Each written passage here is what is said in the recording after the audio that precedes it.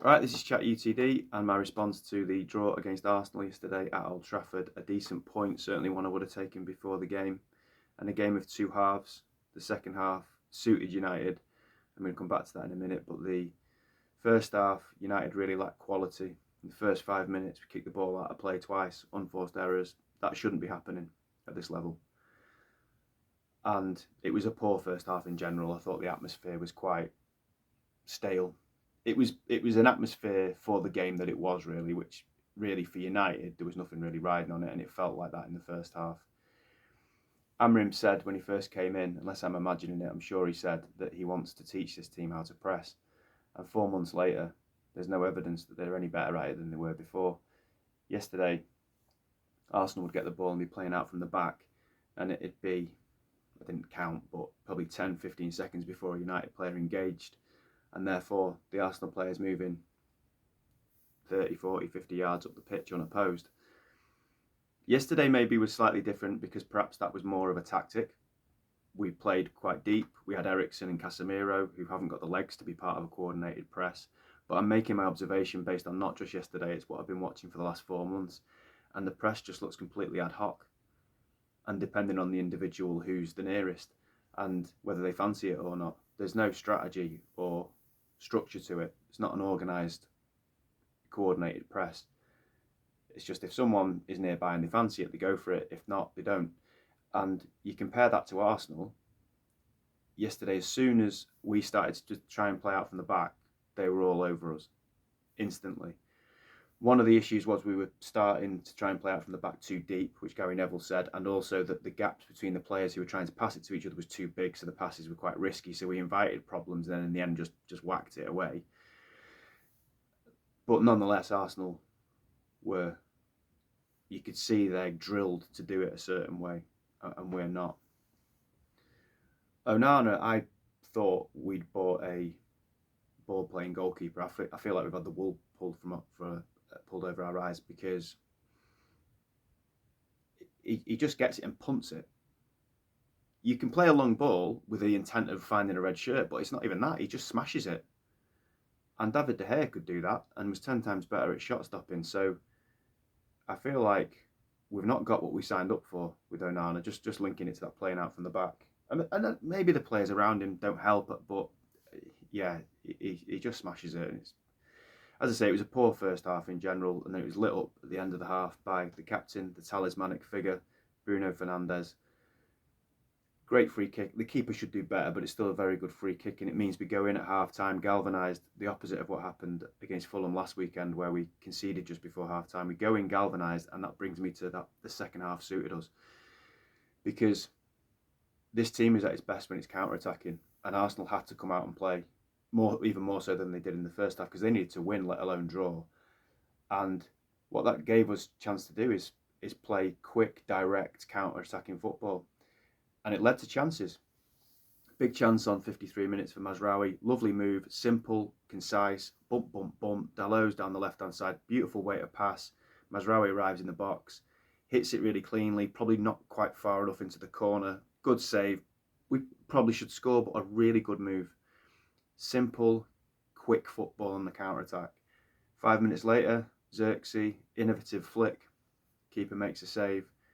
We looked a real threat. Issue is, we're not going to play teams that are going to let us counter-attack very often. But that's when we're at our best. When they scored, I'm thinking, we're not good in these situations, we'll crumble. But we didn't at all. We responded better to them equalising than they did. And we continue to make chances. Højlund has got to do so much better on 84 minutes. He's in, and he doesn't get his shot away. He didn't look like he was up to speed. He didn't look sharp enough. A couple of moments later, ball comes across the box, and again he's not there. He's not ready. He's not capitalising on a half chance, but still a half chance is better than none. Then they had a big chance where shot comes in. It's not a particularly powerful shot. I think Onana should probably hold it. Not only does he spill it, but he spills it right into the area, and luckily Martinelli smashes it over the bar. And then in the dying moments of the game, Bruno has a shot, keeper saves it, and it's kind of like slow motion. Is it going to go in? And then he pours it away. So an exciting end to the game, and a really good second half performance from United. But as I say, it suited us. because of the type of game it became. But it means that we take some positivity into a huge game on Thursday night. Aidan Heaven came on at half-time for Euro, and I must say, he's made a very steady start to his United career. I thought he was good against Fulham. He looks calm, assured, confident. He looks like he backs himself physically. He's not flustered by anything. One of the biggest compliments you can say about a defender is the only time you notice him is when he does something well. So far, he hasn't put a foot wrong. I really like the cut of his jib. And I don't want to pit the two against each other, but you look at Yoro, who's also 18 years old and came in with a big reputation for £50 million or more, and Real Madrid were interested in him in the summer, and he's had injuries, and it's taken him time, as you'd expect with an 18-year-old. And I look at Heaven, and he's just come in, and he looks ready to state his claim for a place in the team. So it's really positive, and moving ahead this season, it's great to just keep an eye out on him and see what he can bring. So far, so good. On to wider aspects. My lad who's 10 asked me a great question in the first half. He said, where do you think we'd be if Amrin would have been the manager in the summer? Great question. The answer is it depends. If Amrin came in the summer and he got all the players he wanted, then I think we'd be top 6. If he came in the summer and had this squad of players, I think we'd probably be about 10th or 9th, something like that. We'd be better, but not much better, because these players don't suit the system that he wants to play. If you look at the new players that came in the summer, De Ligt, for me, De Ligt and Mazraoui have been two of our best players this season. Xerxes recently is really looking like a player who could have a future at the club. Ugate's been steady. Yoro's been in and out, but he's been injured and is certainly a player with a lot of promise. So, yeah, if Amrin would have come in the summer and those players were the players he got, we probably would have been 9th or 10th. And you could say, well, he needs his own players. But the ones we brought in, for me, have been pretty decent. So I wouldn't want them not to have come in. So it's a tricky question to answer, but he'd need his own players, basically, I suppose. It's a hypothetical, isn't it? But an interesting one. Gary Neville made a point before the game, speaking about the lack of quality at United, and he mentioned the team of about 5 or 6 years ago that included Lukaku, Sanchez and Pogba, and said that team was much maligned. But this team right now lacks the calibre of the players we had back then. And I think he's right. I look back to that team and there was calls for a big clear out because those players' attitudes stunk. They weren't good enough. They were mercenaries, this, that and the other. All of which probably was true. But Lukaku would walk into this team. I don't particularly think Lukaku was a great player at United, but he'd walk into this team. I couldn't stand Paul Pogba, but he'd walk into this team. And Sanchez, as we all know, it never worked out. He'd walk into this team.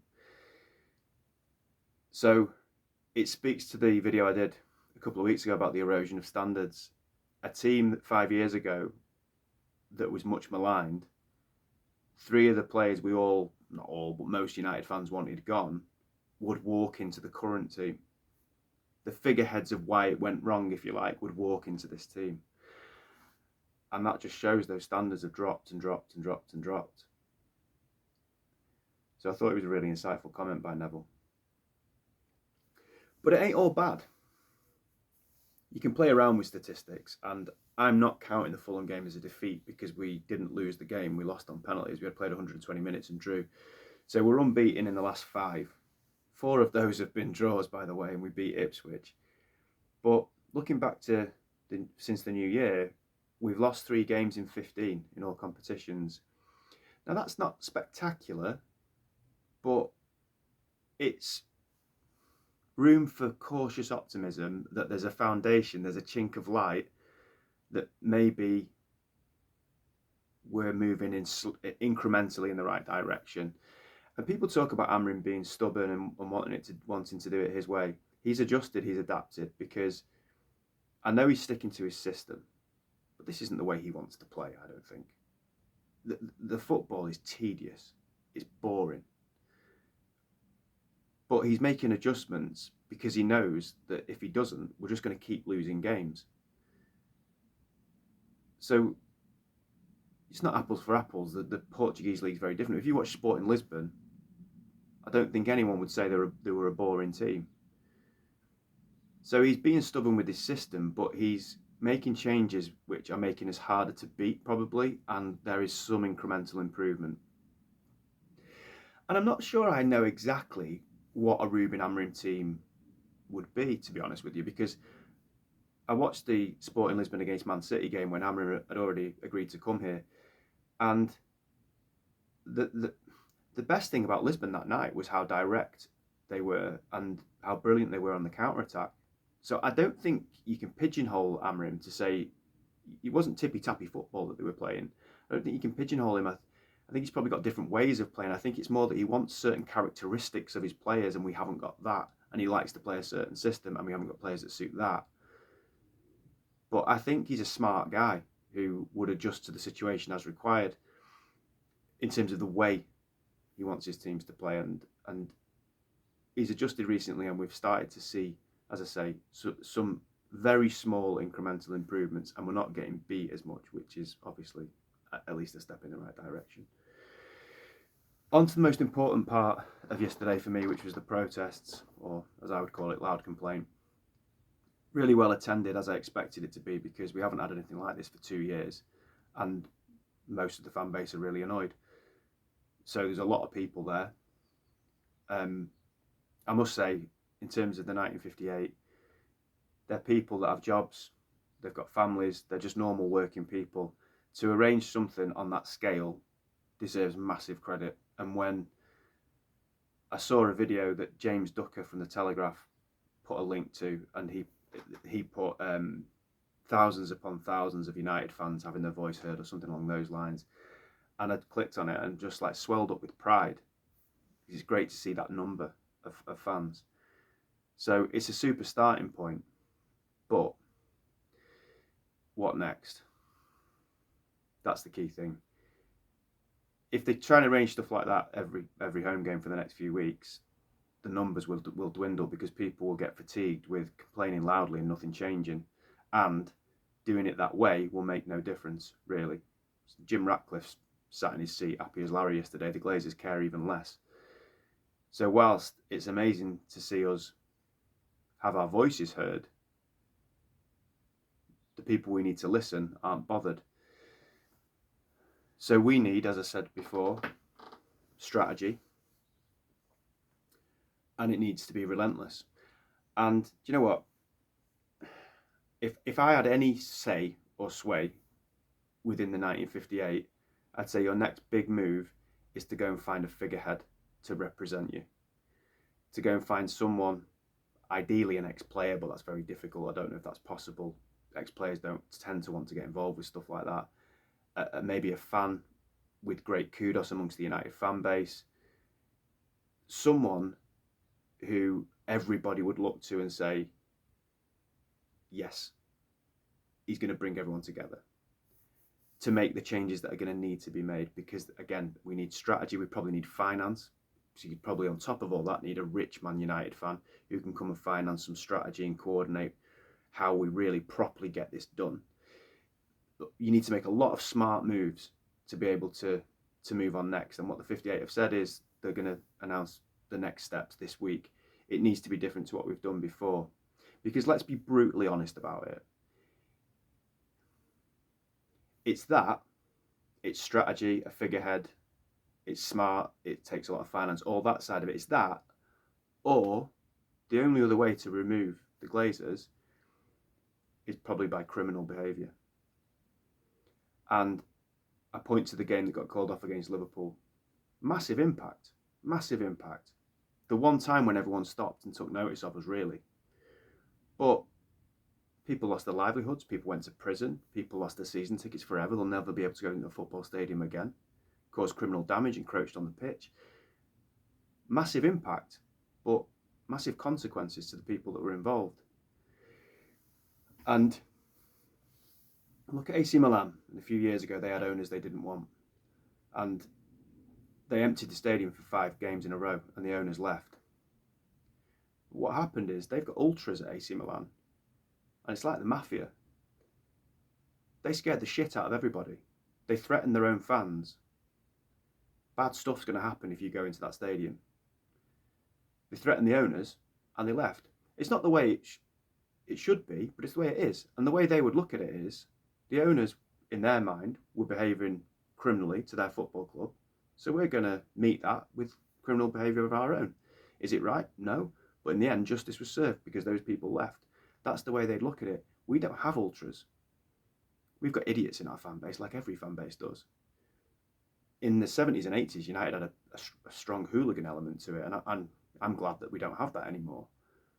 But ironically, if we were going down the loud complaint route for change, that's probably what it would need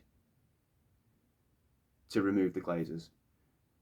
And you could say that's the wrong way of doing it. So in the absence of that, then, we need that strategy, we need that figurehead, and we need some smart people to get involved who can take us to the next level with it all. And the end game has to be how I always end my videos, and I remain steadfast in it. Glazers out.